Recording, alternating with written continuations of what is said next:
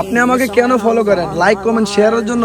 ভাই বিশ্বাস করেন, আল্লাহ সাক্ষী, আল্লাহর ইজ্জতের কসম, এই লাইক কমেন্ট এগুলো মাখলো, এগুলো না আপনার কোনো ভাগ্য পরিবর্তন করতে পারবে, না আমার কোনো ভাগ্য পরিবর্তন করবে।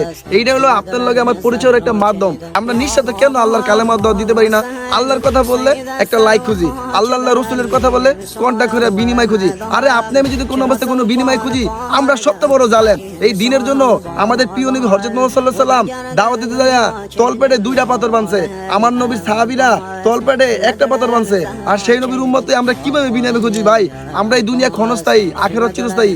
এই দুনিয়া একসময় ছিলাম না, আজকে আছি, আবার একসময় থাকবো না। ভাই আল্লাহর রাস্তায় আমরা আল্লাহ রসুলের কথা বলা কোন অবস্থায় কোনো বিনিময় খুঁজবো না। আমরা নিঃস্বার্থে, মা যেরকম সন্তানদের বড় করে, আমরা আল্লাহর গোলাম নবীর উম্মত, আমরা নিঃস্বার্থে এক কালেমার দাওয়াত দিব, লা ইলাহা ইল্লাল্লাহ মুহাম্মাদুর রাসূলুল্লাহ। আল্লাহ সারা জানের বাদশা।